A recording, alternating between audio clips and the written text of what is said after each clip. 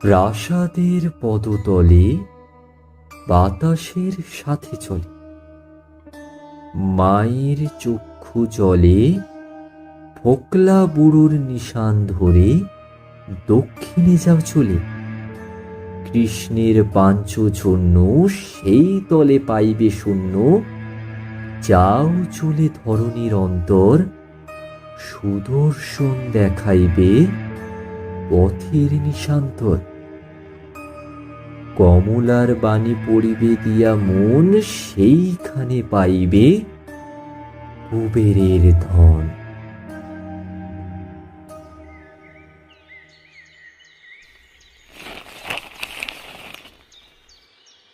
এক মনে কবিতাটা বেশ কয়েকবার পড়তে পড়তে মাথাটা কেমন ঝিমঝিম করতে লাগলো।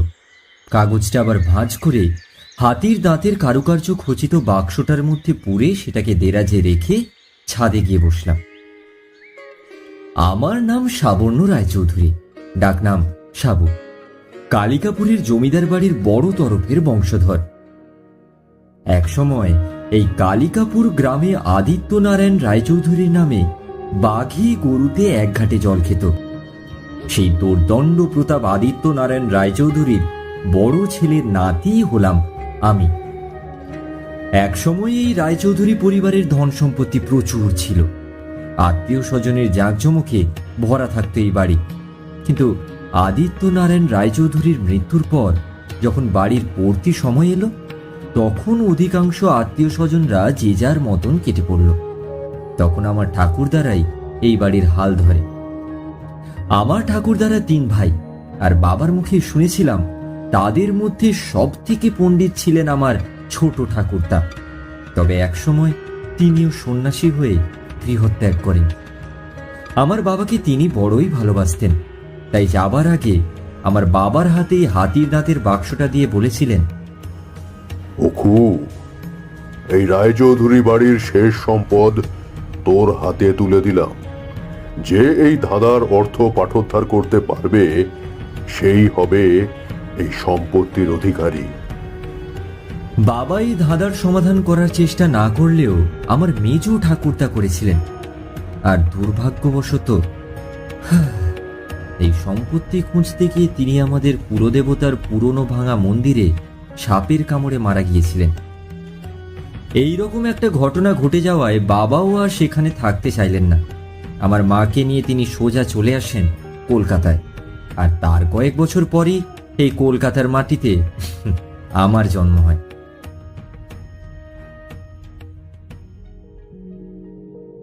সেদিন আমার 25তম জন্মদিন ছিল। আমাকে জন্মদিনের শুভেচ্ছা জানিয়ে বাবা আমার হাতে এই বাক্সটা দিয়ে বলেছিলেন, আমাদের বংশের একমাত্র উত্তরাধিকারীর হাতে তার সম্পত্তি সমর্পণ করলাম। পারলে বুদ্ধি খাটিয়ে খুঁজে নাও তো দেখি। হ্যাঁ,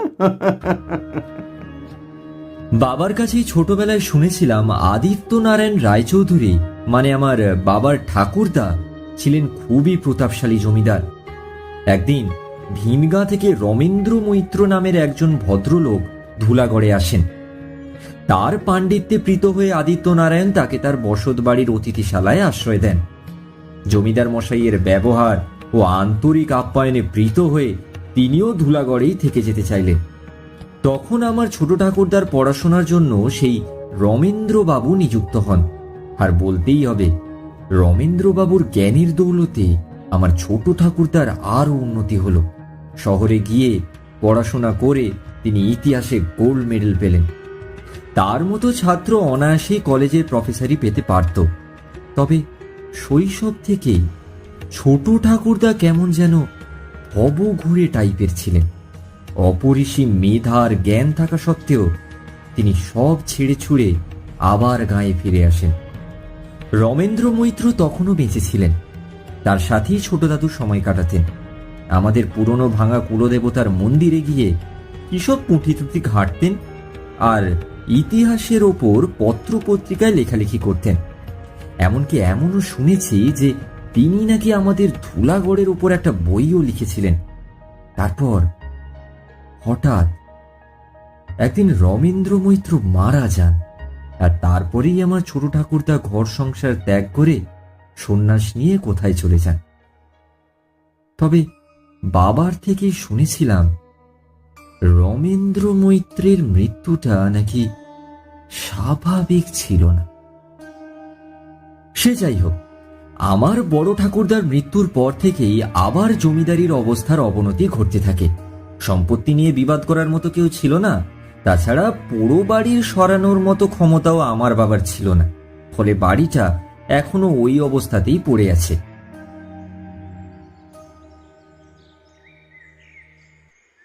বাবার কাছ থেকে বাক্সটা পাওয়ার পর থেকেই নিজের ঘরে বসে হেঁয়ালিটা পড়তাম।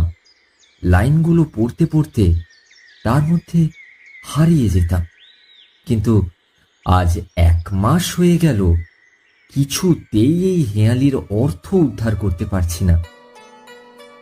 প্রাসাদের পদতলে বাতাসের সাথে চলে। আচ্ছা, যদি ধরে নিই আমাদের রায়চৌধুরীদের জমিদার বাড়িটা প্রাসাদ, তবে তার পদতল মানে কি? জমিদার বাড়ির নিচে। আর পরের লাইনটা হচ্ছে বাতাসের সাথে চলে। বাতাসের সাথে চলে, বাতাসের সাথে চলে। এর অর্থ কি হতে পারে? না, মাথাটা কিছুতেই কাজ করছে না। যাই, একটু বেরিয়ে আসি। মনটাকে চাঙ্গা করার জন্য বাইরে বেরিয়েছি, এমন সময় আমাদের প্রতিবেশী রমাকান্ত জেঠুর সাথে দেখা। জেঠু ন্যাশনাল লাইব্রেরিতে কাজ করেন। আমাকে দেখেই তিনি গল্প জুড়ে বসলেন। আমিও এটা সেটা গল্প করতে করতে জেঠুকে জিজ্ঞাসা করলাম, আচ্ছা জেঠু, আমাদের দেশের বাড়ি কালিকাপুরের ওপর লাইব্রেরিতে কোনো বই পাওয়া যাবে গো? কালিকাপুরের ওপর বই? সেটা তো ঠিক বলতে পারবো না বাবা, তবে আমি অফিসে গিয়ে খোঁজ নিয়ে তোকে জানাচ্ছি। বিকেলে জেঠু এসে জানালো এমন কোনো বই লাইব্রেরিতে নেই। তবু আমি চাইলে কাল লাইব্রেরিতে গিয়ে একবার দেখে আসতে পারি। যাই হোক, রাতে যখন ডিনার করছি তখন হঠাৎ করেই মাথায় একটা প্রশ্ন এলো। বাবাকে জিজ্ঞাসা করলাম, আচ্ছা বাবা, ধুলাগড়ের নাম পরিবর্তন করে কালিকাপুর হলো কেন?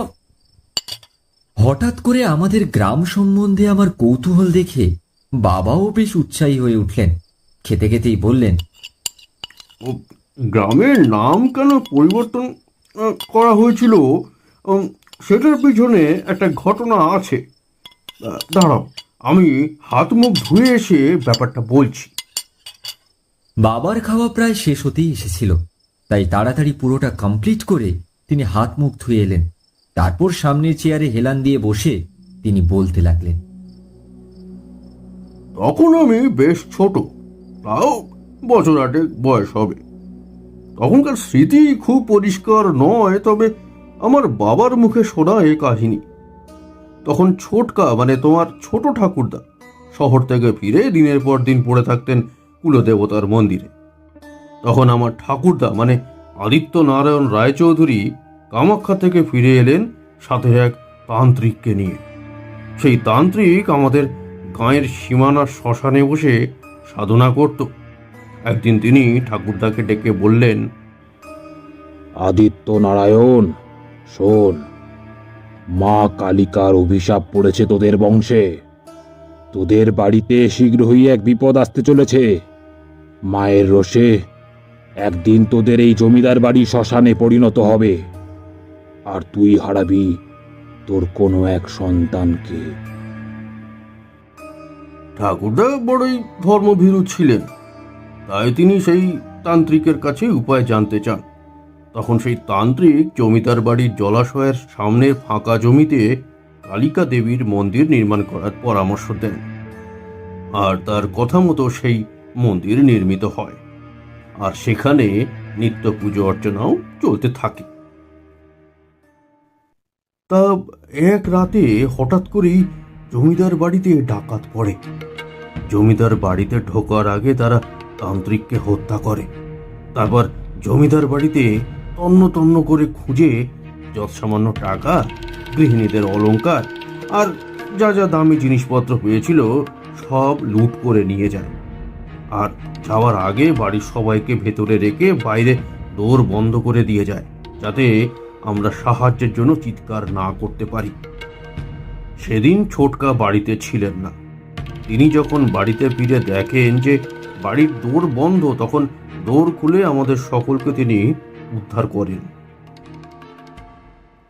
ঠাকুরদার মনে তখন বিশ্বাস জন্মায় যে মা কালীর দয়াতেই বাড়ির ছেলেরা প্রাণে বেঁচে গেছিলেন।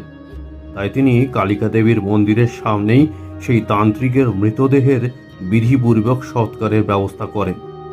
তারপরেই মা কালিকার প্রতি শ্রদ্ধায় ঠাকুরদা এই ধুলাগড়ের নাম পরিবর্তন করে রাখেন কালিকাপুর। বাবার কথাটা শেষ হতেই মাথায় একটা বুদ্ধির ঝলক খেলে গেল। আধ খাওয়া রুটিটা প্লেটে রেখেই উঠে পড়লাম, নিয়ে বসে গেলাম সেই হেয়ালি। প্রাসাদের পদতলে বাতাসের সাথে চলে। রমাকান্ত জেঠুকে তো বলাই হয়নি, কালিকাপুরের পূর্ব নাম ছিল ধুলাগড়। এবারে দুয়ে দুয়ে চার মিলল। বাতাসের সাথে চলে ধুলো, মানে এখানে ধুলা, আর প্রাসাদের আরেক সমার্থক শব্দ হলো গড়। সুতরাং প্রাসাদের পদতলে বাতাসের সাথে চলে মানে হচ্ছে ইউরেকা, পেয়ে গেছি, ধুলাগড়। কালী ন্যাশনাল লাইব্রেরিতে গিয়ে খোঁজ করতে হবে ধুলাগড়ের উপর কোনো বই আছে কিনা।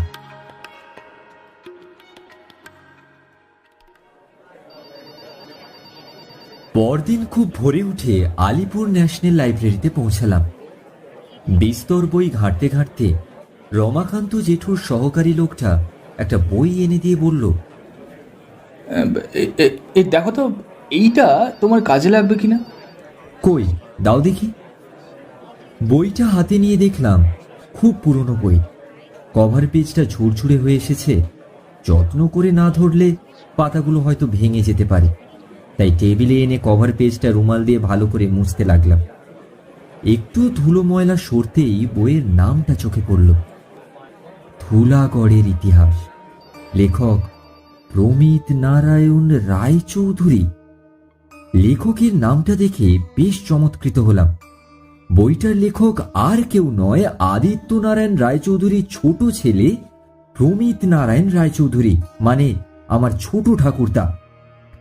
বেশ উৎসাহ নিয়ে বইটা পড়তে শুরু করলাম। আর পড়তে পড়তে যেন গিয়ে পড়লাম 1 শতক আগেকার সেই ধুলাগড় গ্রামে। ছোট দাদু লেখা শুরু করেছিলেন তার শহর থেকে ফিরে আসার পর। তিনি লিখেছেন, শহর থেকে ফিরতেই রমেন্দ্র বাবুর সাথে প্রথম দেখা করতে গেলাম।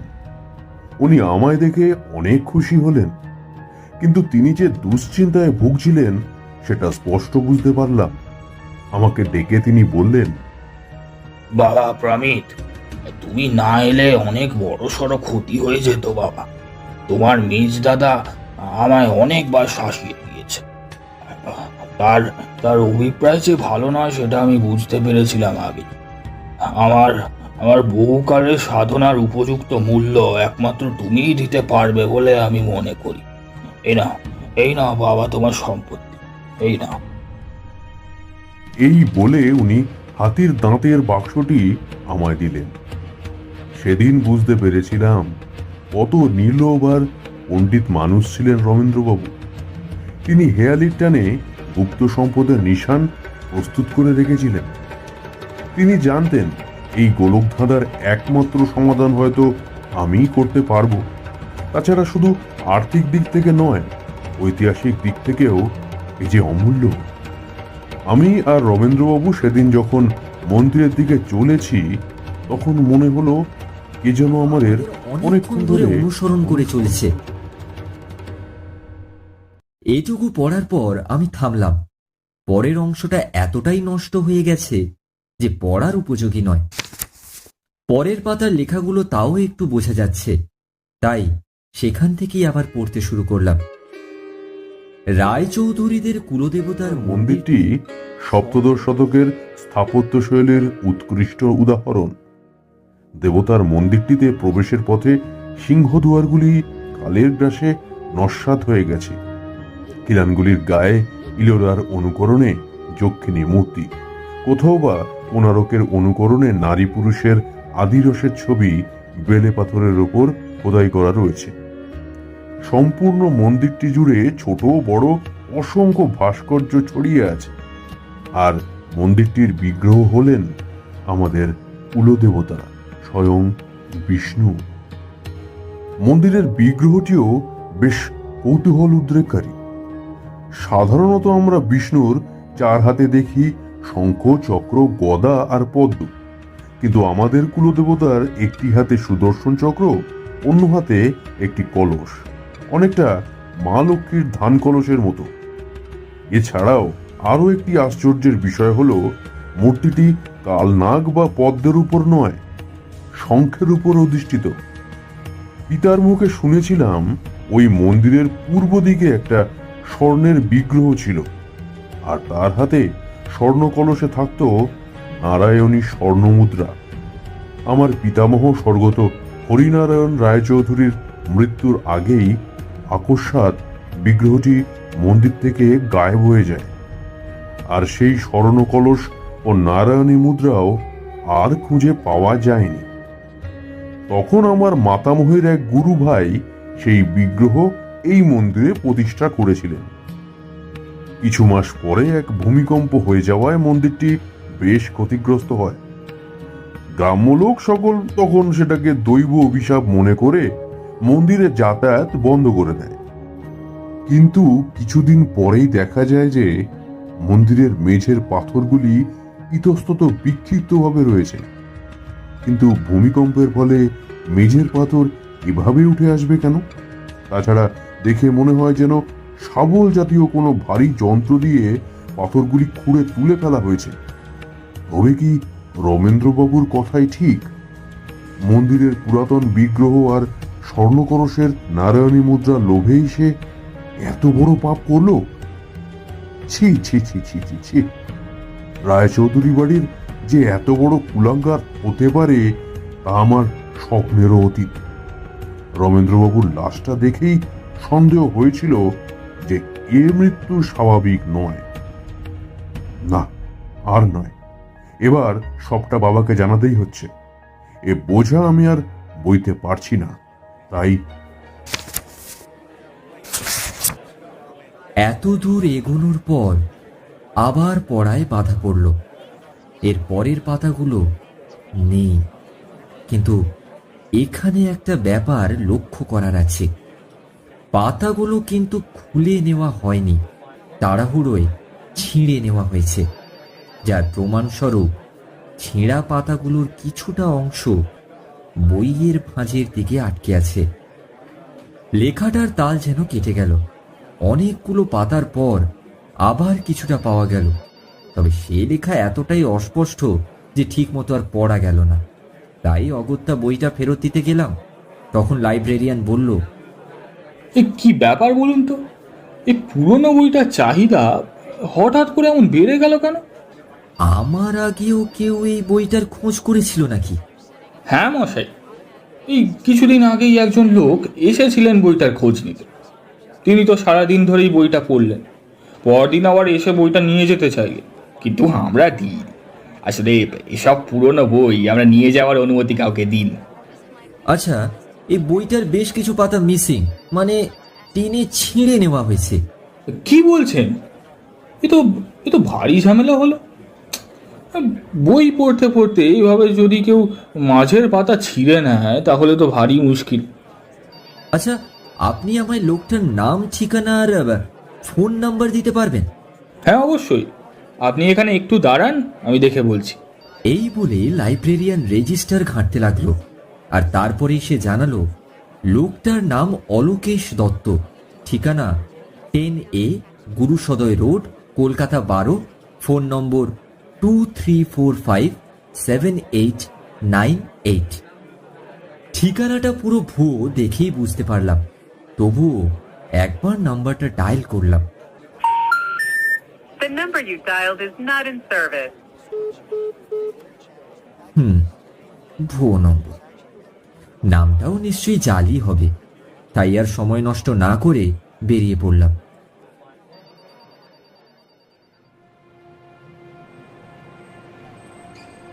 সিগন্যাল দেখে রাস্তাটা পার হতে যাব এমন সময় একটা গাড়ি সজোরে ছুটে এলো আমার দিকে। সিগন্যাল সবুজ থাকা সত্ত্বেও আচমকা গাড়িটা যে এভাবে এসে পড়বে বুঝতে পারিনি। তখনই একজন আমাকে হ্যাঁচকা টান মেরে ফুটপাতে ফেলে না দিলে যে কি হতো কে জানে। অমন টানে দুজনেই গিয়ে পড়লাম ফুটপাতের ওপর। লোকজন জড়ো হয়ে গেল, গাড়িটাও স্পিডে বেরিয়ে গেছে। গায়ের ধুলো ঝেড়ে উঠতে গিয়ে টের পেলাম বাম হাঁটুর কাছটা আর বাম কনুইটা বেশ জ্বালা করছে। প্যান্টটা একটু ভিজে ভিজে ঠেকছে, মনে হয় রক্ত বেরোচ্ছে। ততক্ষণে আমার সাহায্যকারী উঠে আমায় বলল, কিরে সাবু, খুব লেগেছে নাকি? চমকে উঠে তাকিয়ে দেখি শান্তনু। আমার হাত ধরে সে আমাকে টেনে তুলল। আরে শান্তনু, তুই এখানে? আরে সেসব কথা পরে হবে, আগে বল তোর লেগেছে কিনা। হ্যাঁ, একটু চোট পেয়েছি, তবে তুই না থাকলে আজ বড় রকম দুর্ঘটনা ঘটে যেতে পারত। সিগন্যাল বন্ধ থাকা সত্ত্বেও সাদা অল্টো গাড়িটা যে এভাবে বেপরোয়াভাবে চলে আসবে বুঝতেই পারিনি রে। না বোঝারই তো কথা, ব্যাপারটা তো বেশ আচমকাই ঘটে গেল। তা তুই হাঁটতে পারবি তো? হ্যাঁ, হাঁটতে পারবো। আচ্ছা, তোর কোথাও লাগেনি তো? তেমন কিছু নয়, চল তোকে ট্যাক্সি করে বাড়ি অবধি পৌঁছে দিই। Taxi, taxi! এই বলে শান্তনু একটা ট্যাক্সি দাঁড় করালো, আর আমরা রওনা দিলাম পদ্মপুকুরের উদ্দেশ্যে।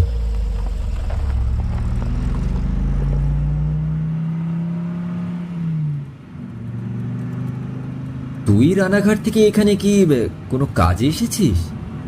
হ্যাঁ, আসলে আলিপুরের প্রত্নতত্ত্ব বিভাগে গেস্ট লেকচারারের রিক্রুটমেন্ট চলছে, সেইটারই ইন্টারভিউ দিতে এসেছিলাম। ওরা 1 মাস বাদে ইন্টারনেটে রেজাল্ট আউট করবে, তাই 240 নম্বর বাসটা ধরতেই যাচ্ছিলাম, তার মধ্যেই এসব ঘটে গেল।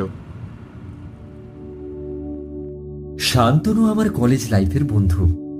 কলেজের 3টে বছর আমরা অনেক হই হুল্লোড় করে কাটিয়েছি। তবে শান্তনু দেখতে বেশ শান্ত হলেও ছেলেটা কিন্তু খুবই সাহসী আর তেমনই বুদ্ধিমান। আমাদের পরিবারের এই রহস্যের ব্যাপারটা যদি ওকে বলা যায় তাহলে হয়তো বেশ ভালোই হবে, কিন্তু ওকে এইসব উটকো ঝামেলায় ফেলাটা কি ঠিক হবে? আমি এইসব নিয়ে ভাবতে লাগলাম। এদিকে শান্তনু আমার হাবভাব দেখে কিছু একটা আন্দাজ করতে পেরেছে।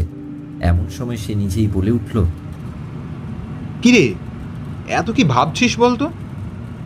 মানে একটা ব্যাপার ঘটেছে, তাই ভাবছি এসব উটকো ঝামেলায় তোকে জড়ানো কি ঠিক হবে? সেসব নিয়ে ভাবিস না, তুই ব্যাপারটা বল আমাকে। আচ্ছা শান্তনু, আজকের রাতটা তুই আমার বাড়ি থেকে যাবি, তাহলে ব্যাপারটা ডিটেইলে তোকে বলতে পারতাম। হ্যাঁ নিশ্চয়ই, আমার কোনো সমস্যা নেই।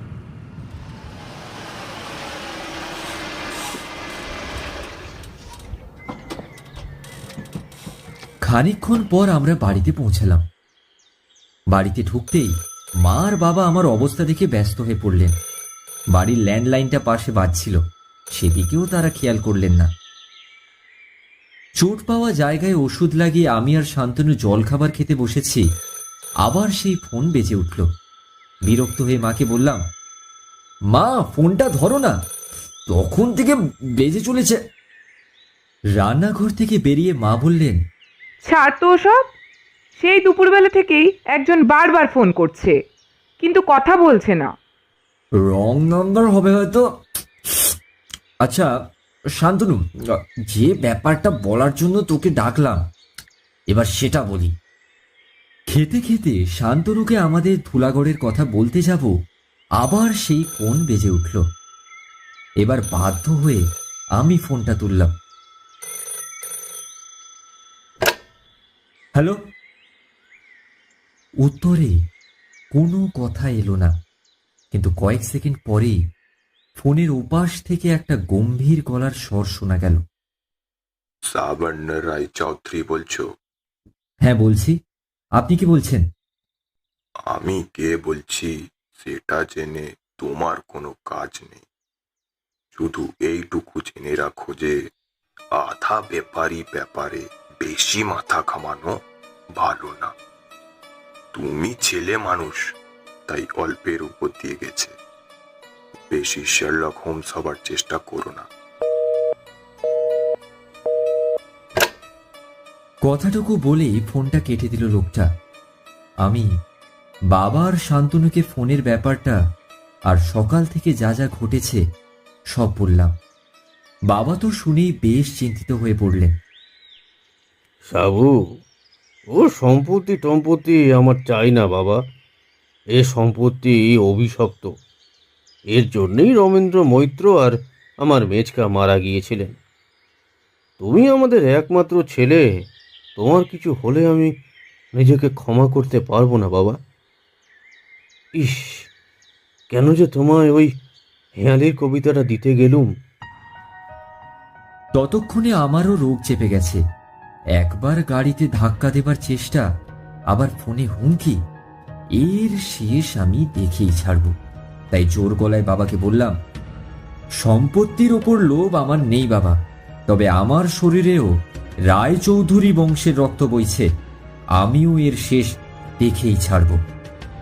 তারপর শান্তনুর দিকে ফিরে বললাম, সবই তো শুনলি, এবার বল, তুই কি এ ব্যাপারে আমায় সাহায্য করবি? করব। তবে তার আগে আমায় একবার ওই কবিতাটা দেখাতো। আমি দেরাজ থেকে হাতির দাঁতের বাক্সটা এনে শান্তনুর হাতে দিলাম। শান্তনু তার থেকে পুরনো লাল হয়ে যাওয়া কাগজটা বের করে মন দিয়ে বার কয়েক কবিতাটা পড়ল। তারপর আমায় বলল, সাবু, তুই কি সত্যি এই লেখার মর্মার্থ উদ্ধার করতে চাস? অবশ্যই, সেই জন্যই তো তোর সাহায্য চাইছি। তাহলে তুই আগে একটু ভালো হয়ে ওঠ, তারপর চল ধুলাগড়ের উদ্দেশ্যে রওনা দিই। কলকাতায় বসে সমাধান হবে না। বাবা, তোমরা দুজনেই ছেলে মানুষ। তাছাড়া সাবু কোনোদিনও ধুলাগড়ে যায়নি। তোমাদের একা এই বিপদে ছেড়ে দিতে আমি পারবো না। আমিও তোমাদের সাথে যাব। আচ্ছা বেশ, তাহলে এই কথাই রইল। 3 দিন পর আমরা ধুলাগড়ের উদ্দেশ্যে রওনা দেব।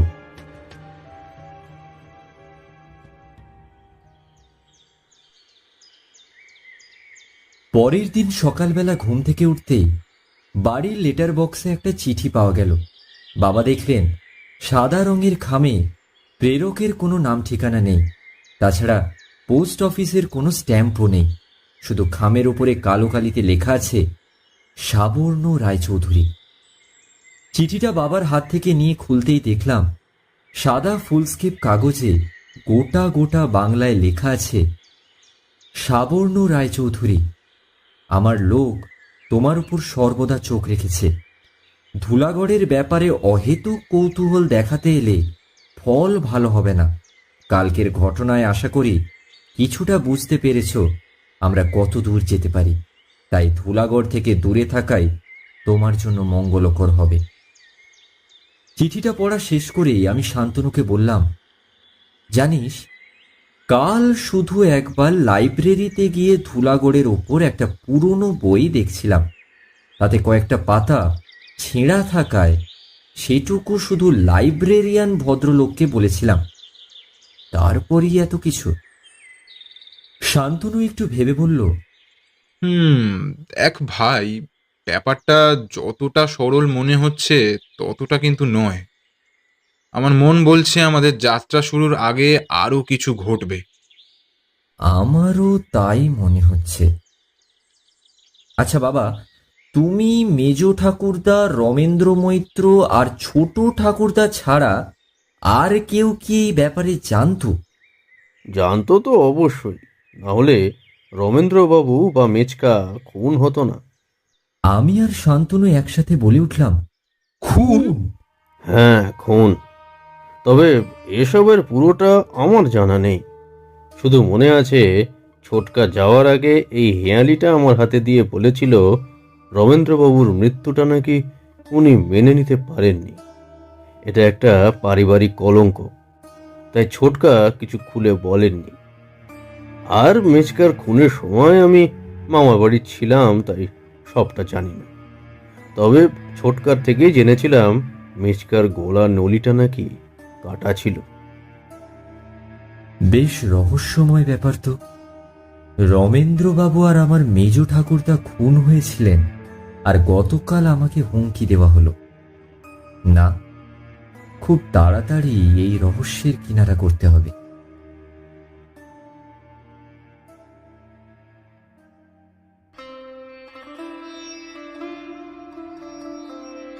নির্দিষ্ট দিনে আমরা তিনজন কালিকাপুরের উদ্দেশ্যে রওনা হলাম। কলকাতা হাওড়া ছাড়িয়ে মফস্বলে ঢুকতেই সবুজের ছোঁয়া লাগলো রাস্তার দুধারে। গাড়ি কালিকাপুরের রাস্তা ধরতেই বাবা বললেন, অনেকদিন পর গ্রামের বাড়ি যাচ্ছি, বড়ই ভালো লাগছে জানিস। একেই বলে নারীর টান। বাবার কথায় আমি তেমন জবাব দিলাম না। আমাকে অনেকক্ষণ অমনোযোগী দেখে শান্তনু জিজ্ঞাসা করল, কি ব্যাপার বলতো, তুই এত কি ভাবছিস? আমি বললাম, তোর কথাই ঠিক ছিল রে। একটু পিছনে তাকিয়ে দেখ, একটা নীল রঙের মারুতি আমাদের অনেকক্ষণ থেকেই ফলো করছে।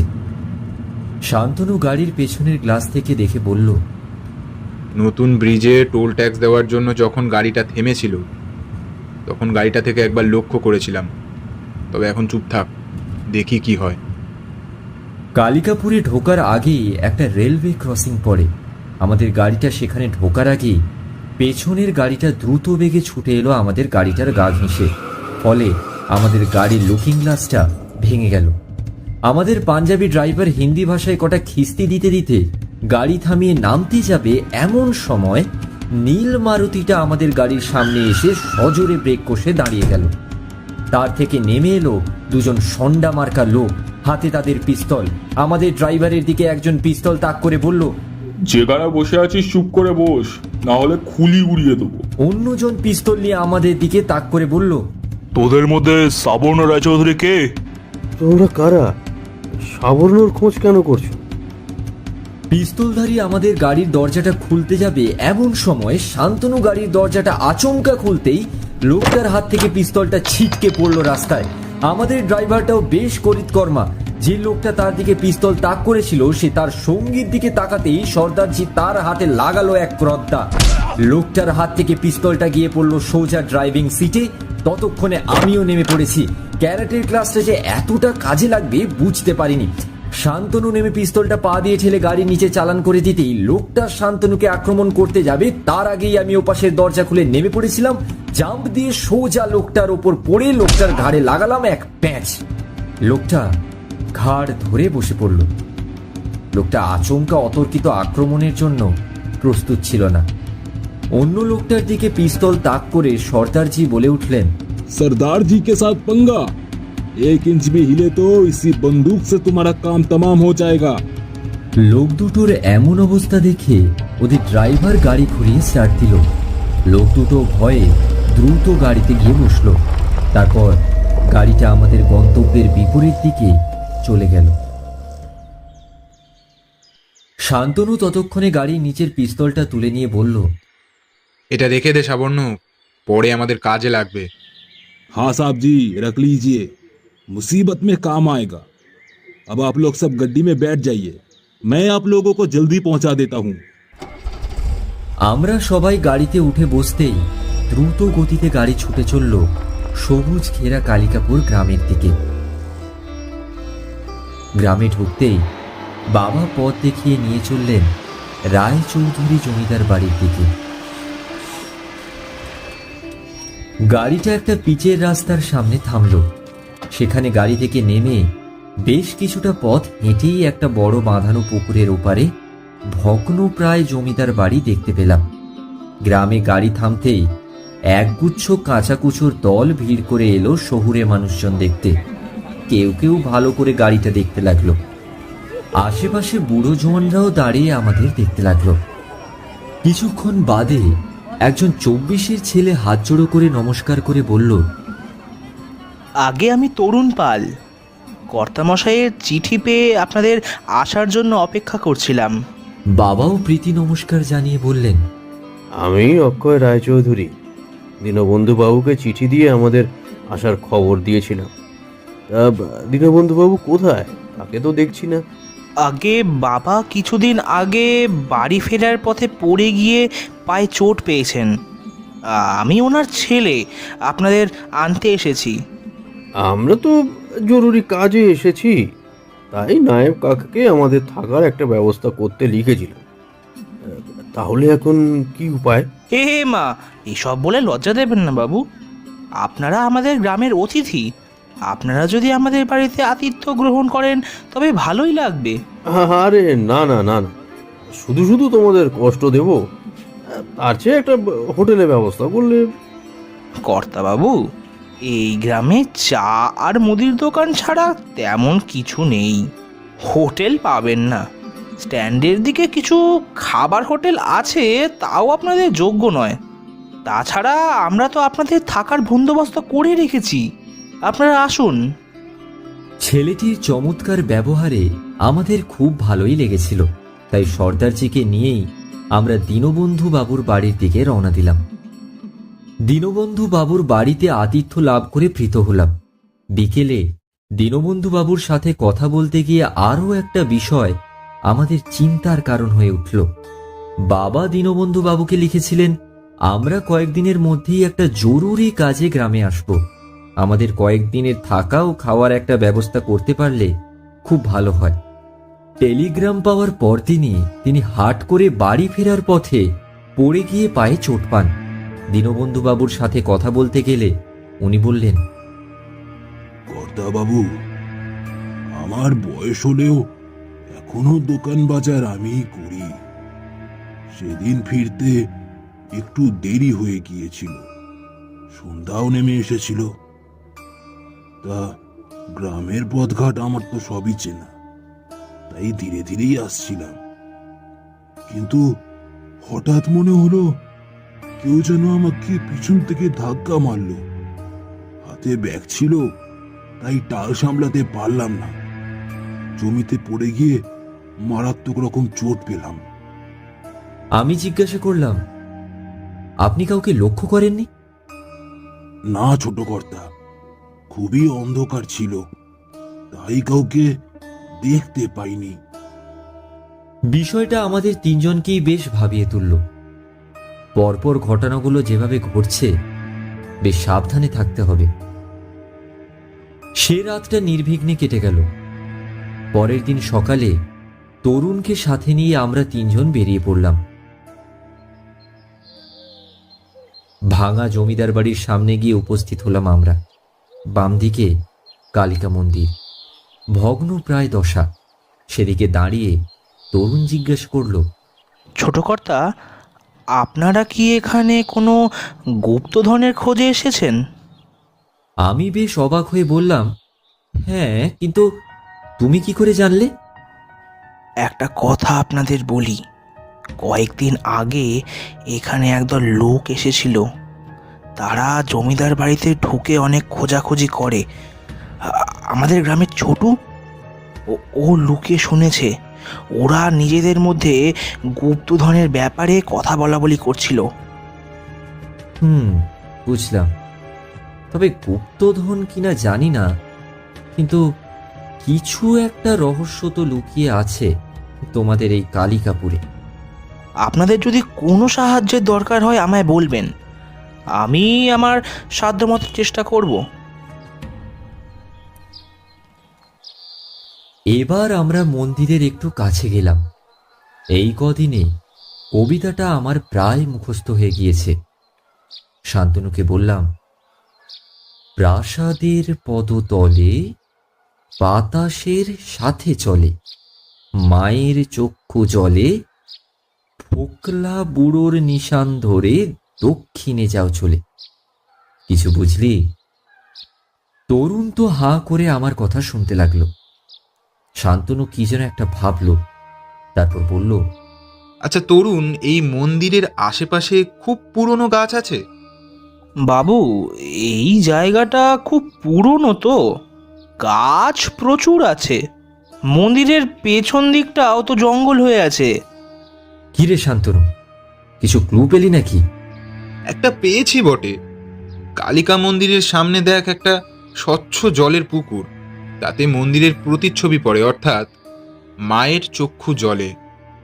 এর পরের ক্লুটা খুঁজতে ওদিকেই যেতে হবে। অগত্যা চারজনে জঙ্গলের দিকে পা বাড়ালাম। এদিকটা আগাছায় ভরে গিয়েছে, সাপ খুব থাকতে পারে, তাই সাবধানে পা ফেলে যাচ্ছি। চারিদিকে বট, অশ্বত্থ, আম, শিরীষ, জাম, কুল, আরও কত রকমের গাছগাছালি। সত্যি গ্রামের সবুজ পরিবেশে কিছুদিন থাকলে মনটা এমনিতেই ভালো হয়ে যায়। আমি আর শান্তনু খুব ভালোভাবে প্রতিটা গাছ পর্যবেক্ষণ করতে করতে এগোচ্ছি। এমন সময় বাবা বললেন, জানিস সাবু, এখানে এসে ছোটবেলার স্মৃতিগুলো তাজা হয়ে গেল। আমি ছোটকা আর মেচকা কত খেলাধুলা করেছি এসব জায়গায়, কিন্তু তখন এত আগাছা ছিল না। এই পুরনো বট গাছটা দেখেছো? একে আমরা বলতাম বুড়ো বট। এর মধ্যে একটা কোটর আছে। আমি এর কোটরে লুকিয়ে পড়তাম আর মেচকা কিছুতেই আমায় খুঁজে পেত না। আমি তখন ভালো করে বট গাছটা দেখতে লাগলাম, কিন্তু হঠাৎ একটা কথা মাথায় আসতেই চিৎকার করে শান্তনুকে বললাম, ভাই মিলে গেছে, ফোকলা বুড়ো, এই সেই বুড়ো বট, আর এর ভেতরে একটা ফোকর আছে। ফোকলা বুড়োর নিশান ধরে দক্ষিণে যাও চলে। তরুণ, এই ফোকরটা দক্ষিণ দিক কোনটা হবে বলতে পারবে? তরুণ কিছুক্ষণ হিসাব করে বলল, মন্দিরের সামনের পথটা হলো দক্ষিণে। তাহলে আমাদের ওদিকেই যেতে হবে। তরুণ, এদিক দিয়ে কিছু দূর এগোলেই আমাদের কুলদেবতার মন্দির না? হ্যাঁ কর্তামশাই, এই রাস্তা ধরে কিছুটা এগোলেই একটা মাঠ পড়ে, সেটা পেরোলেই একটা ছোট বাঁধানো দিঘি, আর তার পাশেই আপনাদের কুলদেবতার মন্দির। তবে ওদিকে তো আর কেউ যায় না, মন্দিরের অবস্থাও বেশ খারাপ। দিনের আলো থাকতে থাকতে একবার চলো ওদিকটা ঘুরে আসি। আমরা মন্দিরের দিকে পা বাড়ালাম।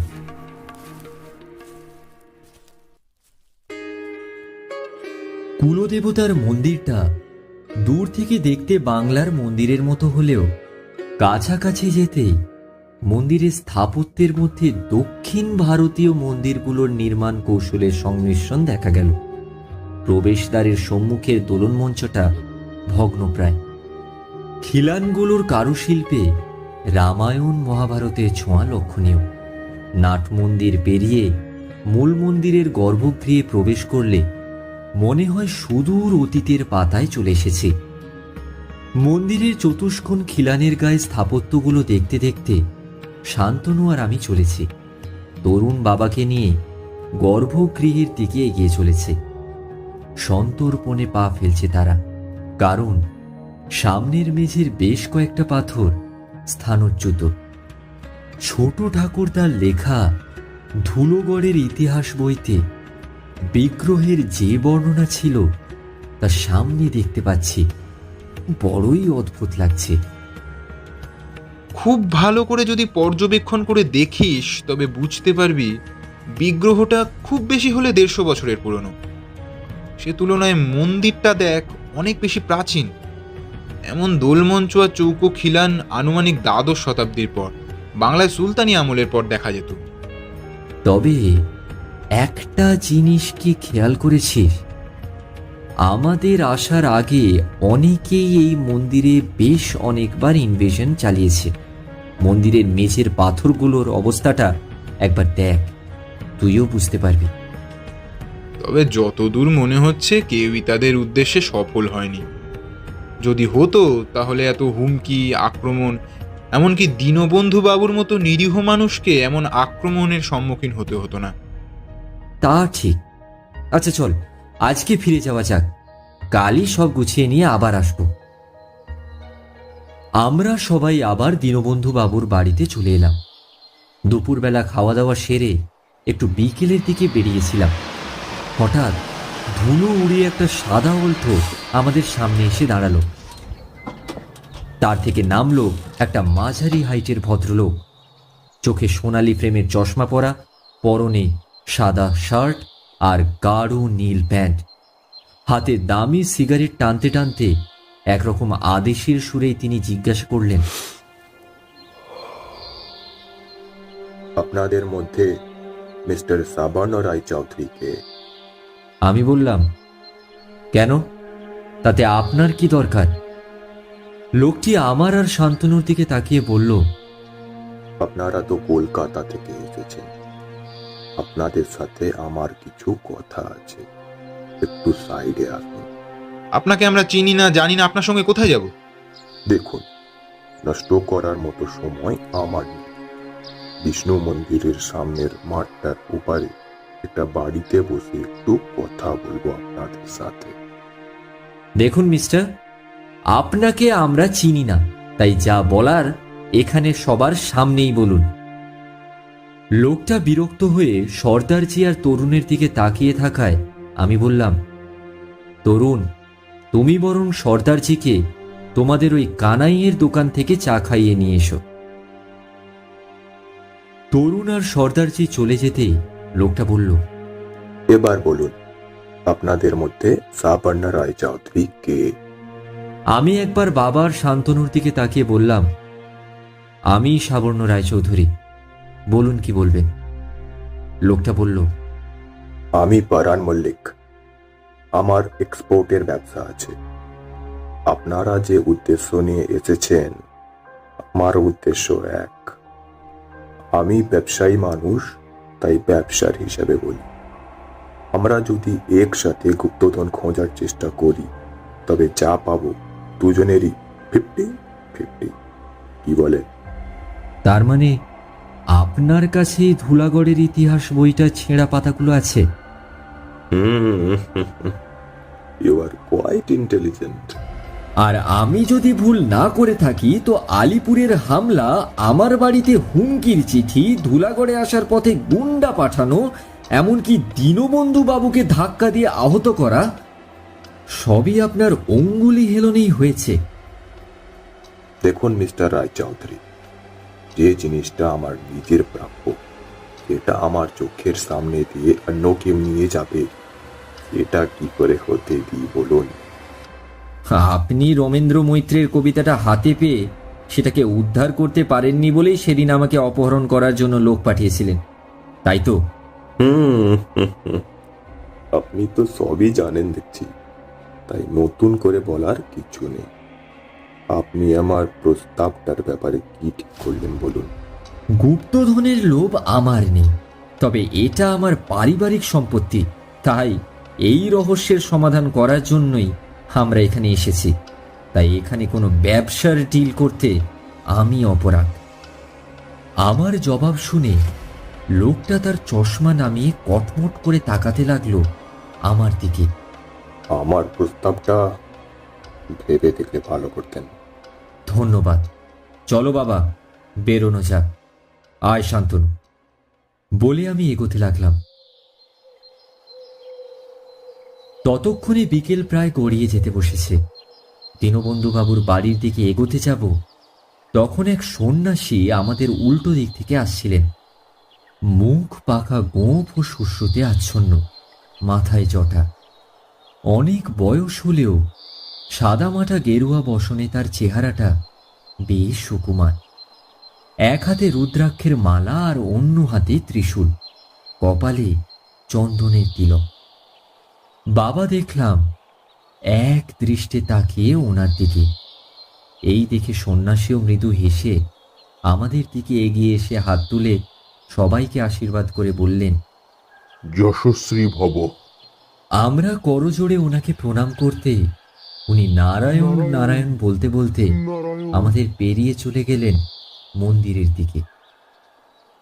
উনি চলে গেলে পরও বাবা ওই দিকে তাকিয়ে রয়েছেন দেখে আমি বললাম, বাবা, তুমি কবে থেকে সাধু সন্ন্যাসী ভক্ত হলে গো? না, সেটা ব্যাপার না। ছাড়, চল দেখি তরুণ আর সর্দারজি কত দূর। কিছুটা সামনে এগোতেই দেখি দুজন আমাদের দিকে আসছে।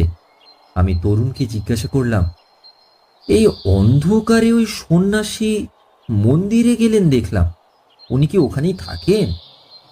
না, বাবা ঠাকুর ওখানে থাকেন না, তবে মাঝে মধ্যেই এই দিক দিয়ে যান, দীর্ঘক্ষণ বসে থাকেন, আমাদেরকে কত ভালো ভালো গল্প বলেন। উনি খুব পণ্ডিত মানুষ তো। কথাটা শুনে বাবার মুখটা যেন উজ্জ্বল হয়ে উঠল। বাবা বললেন, তরুণ, আমায় একবার মন্দিরের দিকে নিয়ে যাবে? আধার তো নেমে এসেছে, আর সাথে আলো আনা হয়নি। এখানে সাপ খোপ থাকতে পারে, আপনারা কাল সকালে বরং ওদিকে যাবেন। বাবা একরকম জেদ ধরে বসলেন। না তরুণ, আমায় একবার ওই সন্ন্যাসীর সাথে দেখা করতেই হবে।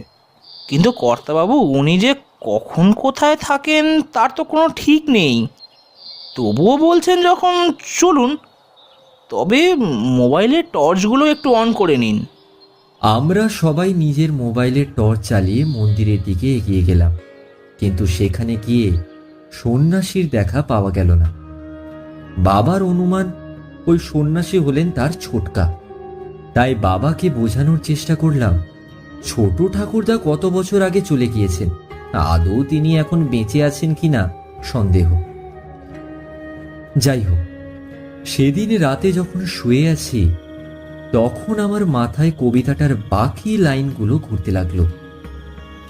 কৃষ্ণের পাঞ্চজন্য সেই তলে পাইবে শূন্য, যাও চলে ধরণীর অন্তর, সুদর্শন দেখাইবে পথের নিশান্তর, কমলার বাণী পড়িবে দিয়া মন, সেইখানে পাইবে কুবেরের ধন।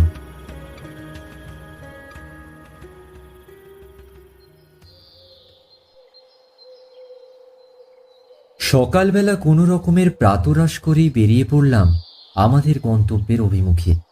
আমি, শান্তনু আর বাবা বেরোচ্ছিলাম, কিন্তু ওদিকে সাপ খোপ থাকতে পারে, তাই একটা কার্বলিক অ্যাসিডের শিশি আর খাবার জল নিয়ে তরুণ আমাদের সঙ্গী হলো। মন্দিরের ওপর প্রবেশ করে প্রথমেই পাঞ্চজন্যের ওপর আমার দৃষ্টি নিবদ্ধ হলো। শান্তনু আর আমি মিলে শঙ্খসহ মূর্তিটা ধরে নাড়ানোর চেষ্টা করতে লাগলাম। অনেকক্ষণ ধরে কসরত করার পর শান্তনু বলল, সাবু, এভাবে হচ্ছে না, তুই আর একবার শেষের লাইন কটা মনে করে দেখ তো। কৃষ্ণের পাঞ্চজন্য সেই তলে পাইবে শূন্য, যাও চলে ধরণীর অন্তর, সুদর্শন দেখাইবে পথের নিশান্তর, কমলার বাণী পড়িবে দিয়া মন, সেইখানে পাইবে কুবেরের ধন। বেশ কয়েকবার মনে মনে উচ্চারণ করতে করতে মূর্তিটার দিকে তাকালাম। ভালো করে দেখলাম বিষ্ণু তার দক্ষিণ হস্তে সুদর্শন ধারণ করে আছেন। তাহলে সুদর্শন যদি পথ নির্দেশক হয়, তবে আমি শান্তনুকে বললাম, ভাই জলদি হাত লাগা, মূর্তিটা ডান দিকে ঘোরাবার চেষ্টা কর। আমার কথা মতো মূর্তিটা একটু জোর দিতেই দেখলাম সত্যি সত্যি ম্যাজিকের মতো মূর্তিটা ডান দিকে ঘুরে গেল। আমরা চারজন হাঁ হয়ে তাকিয়ে দেখলাম নিচের দিকে একটা পাথরের সিঁড়ি নেমে গেছে। টর্চ জ্বালিয়ে সন্তর্পণে নিচে নামতে লাগলাম। বহুদিন পর হয়তো এই গুপ্ত স্থানে মানুষের পা পড়ছে। বদ্ধ স্যাঁতস্যাঁতে কুঠুরিতে মাকড়সার জাল সরিয়ে একটু করে এগোতে হচ্ছে। কিছু দূর যেতেই দেখলাম একটা বড় পাথরের ওপর কোনর্কের চাকার মতো একটা বড় চাকা। সেখানে রাস্তা বন্ধ হয়ে গিয়েছে। শান্তনু বলল, এই সাবু, এখানে তো রাস্তা বন্ধ, তাহলে উপায়? আমি বললাম, দুজন মিলে চল একবার চাকাটা ডান দিকে ঘোরাই। চাকাটা বেশ বড়, তাই দুজনে মিলে কিছুতেই পেরে উঠছিলাম না। এই দেখে তরুণও হাত লাগালো। গ্রামের ছেলে বলে আমাদের থেকে গায়ের জোরটাও বেশি। অনেকক্ষণ কসরত করতে করতে চাকাটা একটু ঘুরল। চাকাটা ঘুরতেই সাথে সাথে পাশের একটা পাথরের দেওয়াল একটু সরে গেল। সামনে দেখলাম ওপরে মন্দিরের মতোই অনুরূপ একটি মন্দির রয়েছে। এখানে আবার বিগ্রহ বলে কিছু নেই। একটা লালচে বেলে পাথরের ওপর বিষ্ণু মূর্তি খোদাই করা আছে। টর্চের আলোয় চারপাশটা ভালো করে খুঁটিয়ে খুঁটিয়ে দেখতে লাগলাম। হঠাৎ অনেকগুলো পায়ের আওয়াজ শুনতে পেলাম। মনে হলো আমাদের দিকেই তারা এগিয়ে আসছে। যা ভেবেছিলাম তাই হলো রে। মনে হচ্ছে পরাণ মল্লিকের লোকজন টের পেয়ে গেছে যে আমরা এখানে এসেছি। এবার কি হবে? লোকটার টাকার জোর থাকতে পারে, তবে বুদ্ধির ঘটাটা বেশ ফাঁকা। না হলে ছোট ঠাকুরদার বইয়ের পাতাগুলোকে ওভাবে ছিঁড়ে নিজের নির্বুদ্ধিতা জাহির করত না। তাছাড়া এই বিষ্ণু মন্দিরের রহস্যের চাবি ওর কাছে থাকলেও সেটা খোলার কৌশল ওর অনবগত। সেই জন্য আমাকে অপহরণ করতে লোক পাঠিয়েছিল। সেটা অকার্যকর হওয়ায় ডিল করতে এসেছিল কাল। আরে সেসব তো বুঝলাম, কিন্তু এখন কি করবি? আমাদের কথার মাঝেই বেশ কয়েকজন গুন্ডা গোছের লোক পিস্তল নিয়ে ঢুকলো ভেতরে। সবার শেষে ঢুকলো পরাণ মল্লিক। সাবর্ণ বাবু, কাল আমার ডিলে রাজি হয়ে গেলেই ভালো করতে। এখন পুরোটাই আমার। ঠিক আছে, তোমার যা দরকার তুমি তা নিজেই খুঁজে নাও, আমরা চলে যাচ্ছি। হুম, একদম চালাকি নয়। একটু নড়লেই আমার লোক তোমাদের খতম করে দেবে। তোমার ডেড বডি বাঁচবে এই অন্ধ কুটুরিতে। তুমি এত বোকা নও পরাণ মল্লিক যে সোনার ডিম দেওয়া হাঁসকে কেটে ফেলবে। That's why I like you. You are quite intelligent. তবে সাবর্ণ বাবু, তুমি চুপচাপ যে কাজটা করছিলে করো, না হলে এই বলে সোজা বাবার মাথায় রিভলভার রাখলো সে। এক গুলিতে মাথা ফুটো করে দেব। না না, প্লিজ বাবাকে কিছু করবেন না। আমি চেষ্টা করছি গুপ্তধন পুনরুদ্ধারের। এই তো, গুড বয়। চলো কাজে লেগে পড়ো। আমরা আবার নিজেদের কাজে লেগে পড়লাম। শান্তনু বলল, কমলার বাণী পড়িবে দিয়া মন, সেইখানে পাইবে কুবেরের ধন। কমলা মানে তো মা লক্ষ্মী, কিন্তু এখানে তো কোথাও লক্ষ্মী প্রতিমা বা ওই জাতীয় কিছু দেখছি না। আচ্ছা, কমল মানে তো পদ্ম। ভগবান বিষ্ণুর হাতেও তো পদ্ম থাকে, কিন্তু সেক্ষেত্রে কমল আর বাণী এই দুটো শব্দ ভীষণ রকম ভাবাচ্ছে। আমি এবার চোখ বন্ধ করে গোটা ব্যাপারটা প্রথম থেকে ভাবতে শুরু করলাম। হঠাৎ এক জায়গায় আমার একটু খটকা লাগলো। মনে পড়ে গেল গতকালের সন্ন্যাসী চলে যাবার আগে বলেছিল নারায়ণ নারায়ণ, কিন্তু তার কপালে 3টে সমান্তরাল চন্দনের তিলক আঁকা ছিল। তার মানে তিনি শিব ভক্ত। তবে তো তার মুখে জয় শিব শম্ভু বা জয় ভোলে বাবা জাতীয় কিছু উচ্চারিত হবার কথা। তিনি নারায়ণ বললেন কেন? আরও একটা ব্যাপার, তিনি আমাদের যশস্বী ভব বলে আশীর্বাদ করেছিলেন। হঠাৎ এ কথা বলার কারণ কি? তবে কি তিনি জানতেন যে আমরা কি কারণে ধুলাগড়ে এসেছি?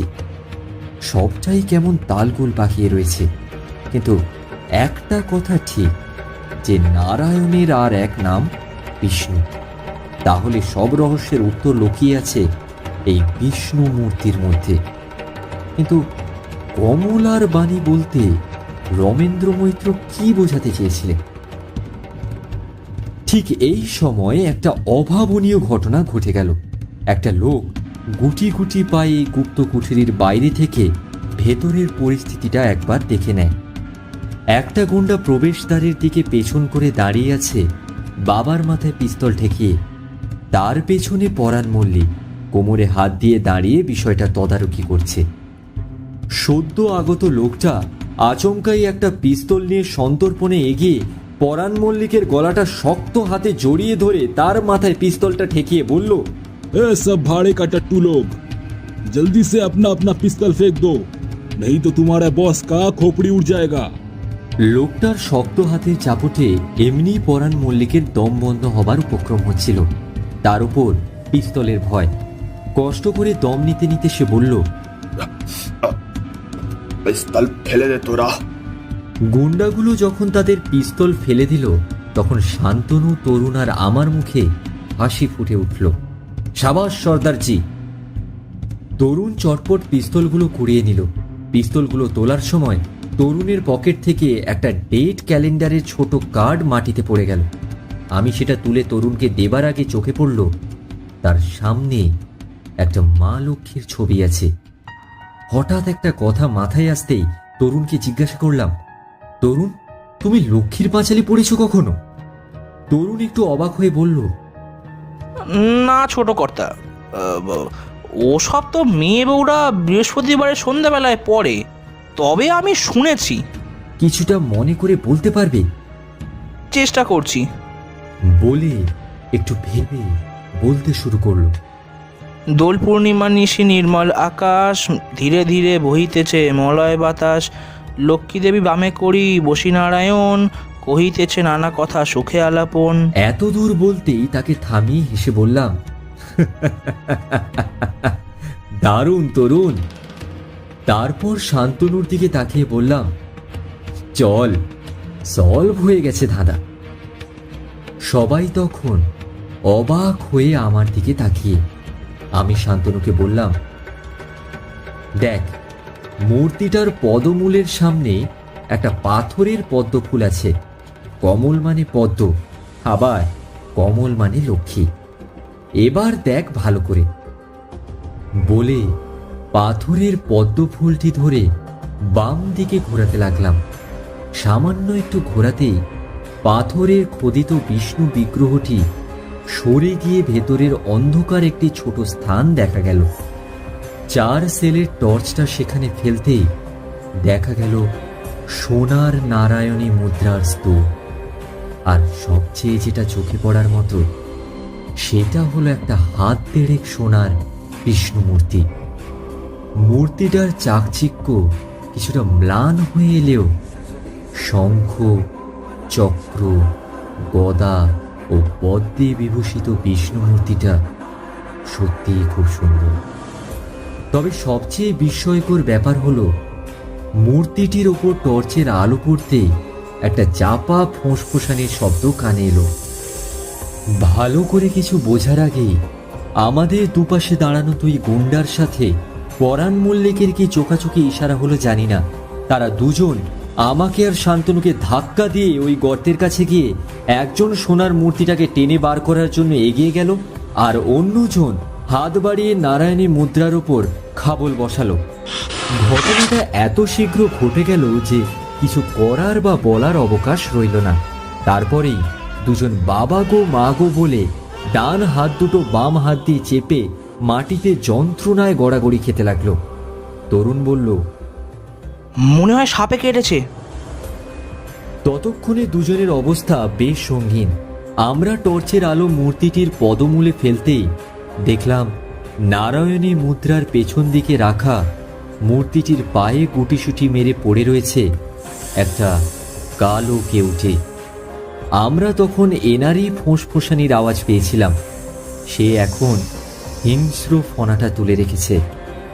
দুই সঙ্গীর ওই অবস্থা দেখে আরেকজন পড়ি কি মরি করে কুঠুরি ছেড়ে বাইরের দিকে ছুট লাগালো।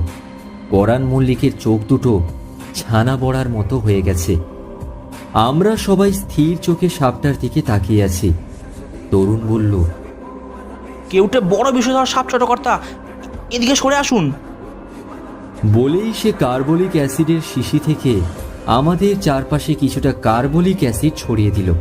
সাপটা কার্বলিক অ্যাসিডের ঝাঁঝালো গন্ধ টের পেয়েছে। তাই কিছুক্ষণ পর দেখলাম সে কুঠুরি থেকে বের হয়ে পাশের একটা গর্তের মধ্যে ঢুকে গেল।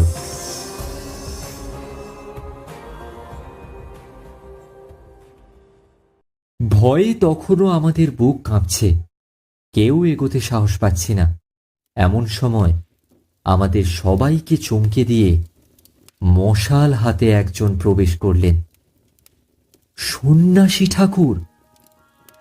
বাবা তার পায়ে হাত দিয়ে প্রণাম করে বললেন, ছোটকা, কাল আপনাকে আমি চিনতে ঠিকই পেরেছিলাম। আমি জানতাম আপনার সাথে আবার আমার দেখা হবেই। অখু, তোকেও আমি এক দেখাতেই চিনে ফেলেছিলাম। শুধু পরখ করছিলাম রায়চৌধুরী বংশে কেউ এই রহস্য ভেদ করে কুলদেবতার সুপ্রাচীন মূর্তিটা উদ্ধার করতে পারবে কি না। সত্যি অখু, তোর ছেলে রায়চৌধুরী বংশের যোগ্য উত্তরাধিকারী। এই বলে তিনি সোজা এগিয়ে গেলেন পরাণ মল্লিকের দিকে। তারপর বললেন, তুমি রায়চৌধুরী বংশের একটা আস্ত কুলাঙ্গার। আমাদের চমক লাগার আর এক পালা। বাবা বললেন, ছোটকা, উনি যে বলেছিলেন ওনার নাম পরাণ মল্লিক, উনি রায়চৌধুরী বংশের? সন্ন্যাসী অত্যন্ত হতাশ মুখ করে বললেন, হ্যাঁ অখু, একে ভালো করে দেখ। এ হলো আমার পিতা আদিত্য নারায়ণ চৌধুরীর ছোট ভাই সত্যনারায়ণের একমাত্র বংশধর। ছোটবেলায় বধ সঙ্গে পড়ে বাড়ি থেকে পালায়। এরপর কাকাবাবু আর কাকিমা মারা যাওয়ার পর গ্রামে ফিরে আসে। একদিন রাতে রমেন্দ্রবাবুর মন্দিরে বসে আমায় আমাদের বংশের এক অজানা দিকের কথা বলেছিলেন। তখনই এই নারায়ণী মুদ্রা এবং বর্গীদের হাত থেকে রক্ষা করতে আমাদের কুলদেবতার স্বর্ণমূর্তির কথা উনি বলেছিলেন। তিনিও হয়তো কোনো বিপদের আশঙ্কা করেছিলেন, তাই গুপ্তধনের কথা ওই হেয়ালির ছন্দে লিখে আমায় দেন। আমার মেজদাও হয়তো কোনোভাবে গুপ্তধনের কথা জানতে পেরেছিলেন, তাই তা খুঁজতে গিয়ে মেজদা এই কুলাঙ্গারের হাতে খুন হয়। রবীন্দ্রবাবু সেটা দেখে ফেলেন, তারপর তিনিও খুন হন। তবে তিনি মেজদার খুনের কথাটা আমায় আগে ভাগেই জানিয়ে দিয়েছিলেন। রবীন্দ্রবাবুর খুনের পর সংসারের প্রতি আমার মন বীতশ্রদ্ধ হয়ে যায়। সম্পত্তির প্রতি লোভ আমার কোনো দিনই ছিল না, তাই সন্ন্যাস নিয়ে বেরিয়ে পড়লাম।